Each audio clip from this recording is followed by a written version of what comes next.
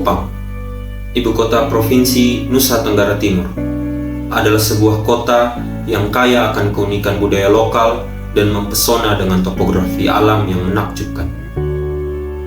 Kupang dengan segala modernitasnya telah melahirkan kemajuan dan kesempatan baru bagi banyak orang. Pembangunan yang cepat dan pertumbuhan penduduk yang pesat telah membawa banyak perubahan pada wajah kota ini. Akan tetapi, selayaknya mata koin, terdapat sisi lain yang juga muncul seiring dengan perkembangan dan kemajuan yang ada. Salah satunya adalah sampah.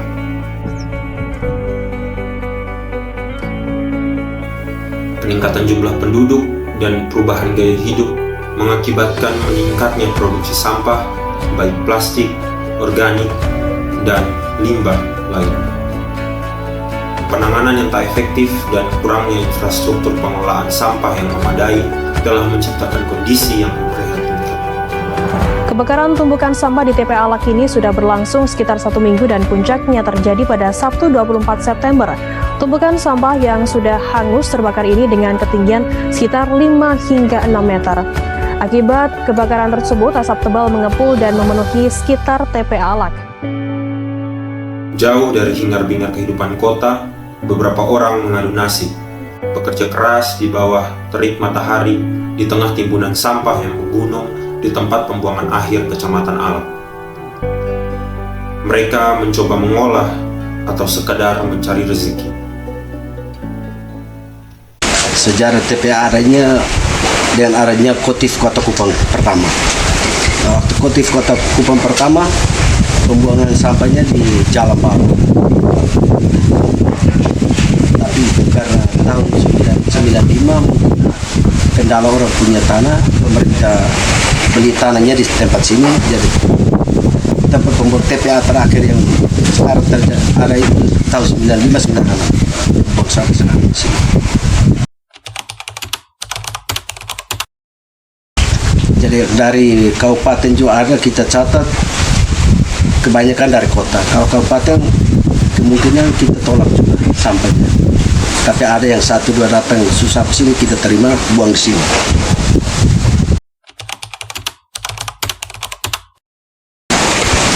Per hari itu dia sekitar 361 kubik. Di situ ada beberapa karena ada 33 truk sampah dan juga ada 9 kontainer, dan 9 kontainer itu biasa satu kontainer itu diangkut 5 sampai 6 kali bolak-balik. Kalau truk sampah itu sekitar ada dari 33 itu ada sekitar 3-4 red yang diambil tiap hari, dia bolak-balik begitu. Jadi itu sekitar 361 kubik per hari. Itu belum termasuk mobil luar. Mobil luar itu kita bisa dapat tuh sekitar satu hari itu berkisar 10 sampai 20 kubik sekitar begitu. Tenaganya kita hanya tata kasih padat dengan alatnya. Waktu tahun 98 kita tata dengan tanah, tutup dengan tanah. Kita kasih padat, dia tingginya 1 meter. Kita kasih padat dengan tanah. Naik ke atas, dari atas kita naik 1 meter. Kita tata lagi, kita buang, tutup dengan tanah, kita kasih padat lagi. Jadi dia waktu terbakar juga dia tidak mungkin dia mau ambil di bawah karena soal tanah. Pegas metal itu waktu itu kan dia tempat dia itu bikin dia put tempat macam ke gas, dia waktu dia gasnya lagi atas, tapi dia susut. Jadi air yang biogasnya ada penampung khusus air. Jadi air itu air sampah itu kalau burung minum mati, binatang masuk mati. Itu dia gas metal itu dia fungsinya untuk bisa pakai listrik untuk gas. Nah kalau dia jadi masyarakat di sekitar sini bisa pakai gas, pakai dia. Tapi dia punya gasnya rusak, dia punya tempat ini. Itu disuruhkan jadi dia tidak pakai lagi. Sama hanya dia air sampah untuk dia punya lubang untuk mengalir ke tempat penyerapan itu limbah itu ada tempat khusus gali, jadi ada coba khusus, jadi dia punya ini peresapannya itu kan pasir di bawah dan kerikil. Jadi dia waktu di air sampah itu masuknya di sana. Kita buang sampai sini, air sampahnya nanti tampung di sebelah.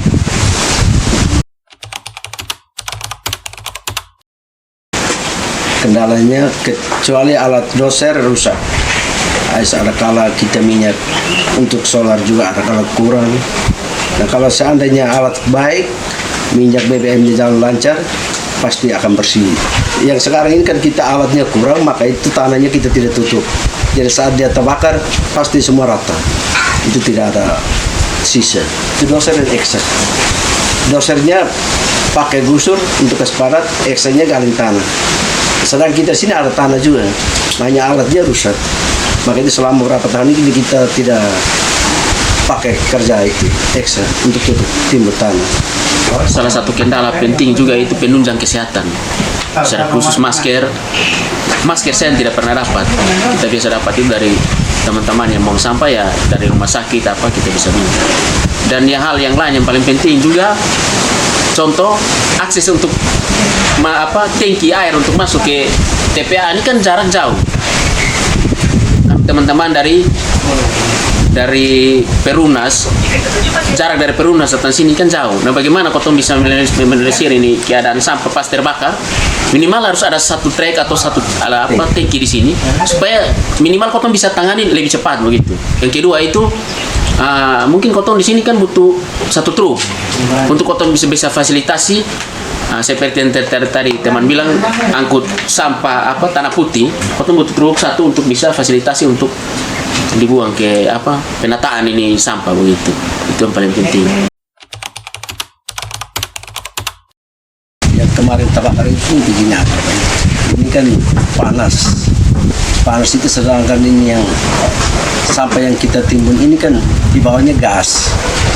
Nah gas itu kalau dia panas, dia ada faktor macam kepetek meledak, atau contohnya kan saya bawa doser jalan-jalan ke injak kena baterai, kan baterai HP ini ada kala ada api.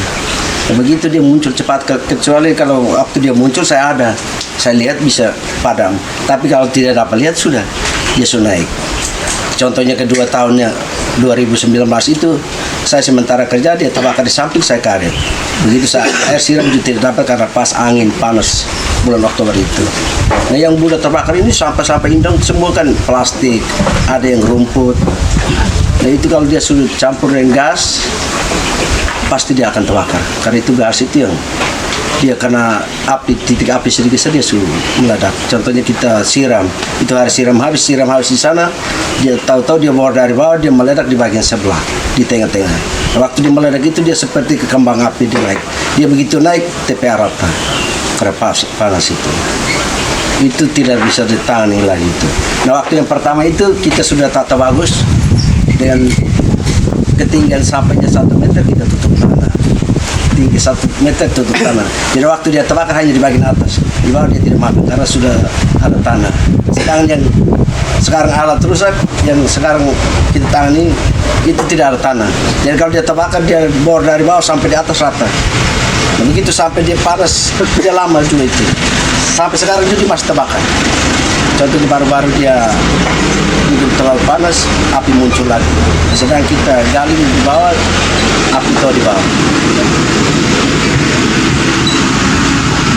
Kalau pemerintah, ya kalau kita buat alat ini sementara ini doser hanya satu. Untuk kespadat ini sampah begini banyak, apalagi satu hari itu dia masuk sampai 300 lebih kubik. Itu satu orang tangani setengah mati. Kalau menurut beta atau keton di sini, yaitu kesadaran itu bermula dari pola pikir. Nah itu mindset yang kotong harus rubah, bahwa terkadang itu kotong abaikan, di mana kotong dapat di mana saja kotong buang, dapat saja di mana kotong buang, tapi tidak sadar bahwa kotong sedang memupuk itu untuk kotong pun generasi ke depan, bahwa kalau beta bikin begini berarti beta sudah menunjukkan bahwa ternyata kotong sudah peduli akan kebersihan. Nah itu yang paling penting. Yang paling pertama itu kesadaran dan cara pola pikir, mindset kotong harus rubah. Mungkin Itu yang paling utama dan yang paling penting. Selebihnya itu kan tergantung, kalau teknis itu kan semacam pilih sampah. Tempat sampah itu harus ada pemilahan dari rumah tangga duluan. Itu sampah organik, non organik, itu ada di tempat. Tempat sampah ini dia harus pilah, ini harus pilah. Dibuang ke tempat sampah juga dia harus seperti apa. Mungkin selama ini kan dia hanya berbentuk kotak, belum ada sekat. Kalau ada sekat kan, oh ini sampah yang cepat hancur, oh ini yang tidak cepat hancur. Itu yang mungkin dipilah. Dan memang ini agak-agak susah untuk masyarakat. Contoh hal paling sederhana yang kau temukan di lapangan. Ada saja orang yang kau suka bersih di jalan, tapi dengan sengaja atau dengan tidak sengaja, dong bisa buang sampah dari dalam mobil. Bahkan beta pernah ketemu itu buang di bawah kolong jembatan. Sedangkan itu sudah dikasih bersih, sudah digaruk segala macam. Nah ini memang kesadaran dan cara berpikir kotong ini yang belum ini. Kotong melahirkan generasi-generasi yang nanti, wah sudahlah, kotong orang tua bikin begini, pasti kotong juga bikin begitu. Nah ini kalau kotong sudah mulai dari hal kecil, kotong sudah akan bisa bertumbuh dan sudah akan bisa berkembang. Karena sampah itu tanpa kotong sadari, dia bisa jadi uang. Itu yang paling penting. Sampah itu bisa jadi uang, sampah itu bisa jadi penyakit. Tergantung bagaimana cara kotong mengelola dan cara kotong menangani, dan kotong bisa pakai itu berdampak di kotong lingkungan. Dari dinas bisa memperhatikan kita sini, pasti kita akan tata bagus. Tapi kalau kita kerja mau begini juga, kita ada kalau sakit juga pemerintah juga diam-diam saja sama. Jadi kalau ada ya istilah bantu kita untuk ke kerja habis kan bau, menyangkut bau. Kalau kerja habis saya pulang rumah ini baju andong bau gampang. Karena angin itu perlawanan sementara busuk, angin di bawah datang itu supaya tempel di baju.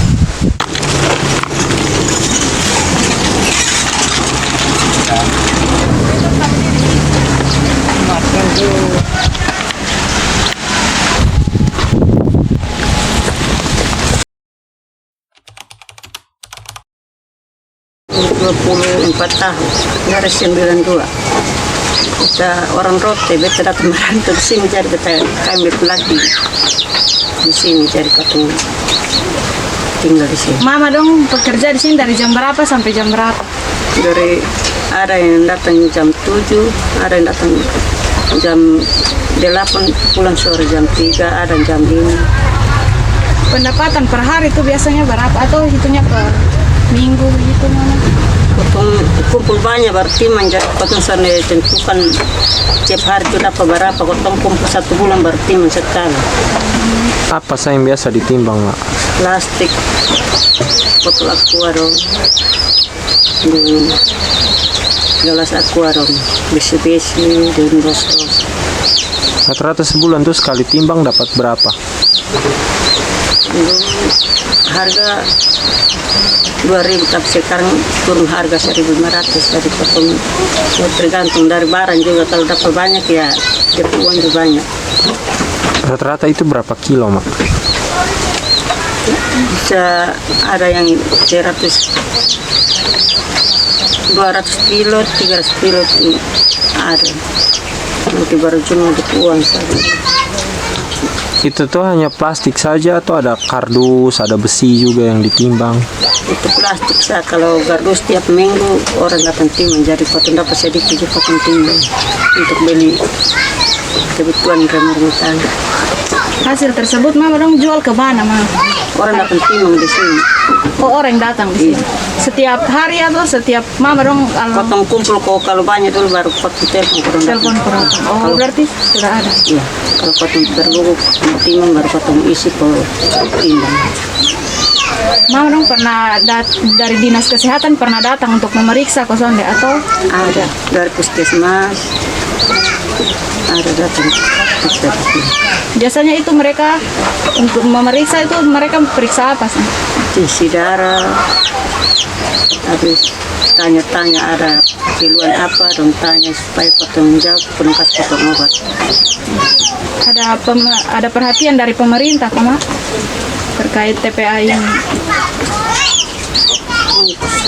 Memang ada yang apa juga dong perhatian, tapi sekarang soalnya begitu lagi.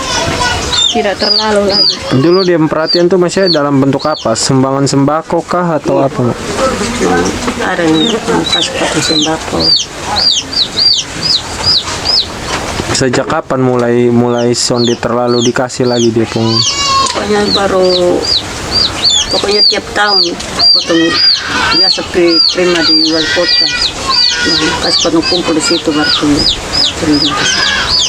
Sejak tahun berapa tuh, Mak? Dari tahun lalu kok mulai sonde pernah begitu lah? Iya, tahun lalu. Dari tahun lalu sonde ada yang begitu lah. Oh, iya. Punya pesan untuk pemerintah atau apa mungkin yang mau sampaikan? Mau dong perhatikan kotong karena kotong pun hidup begini jadi kotong bisa ya bukan kotong bisa mencari tapi ya kotong mau juga dukungan dari pemerintah untuk melihat kotong seperti sekarang.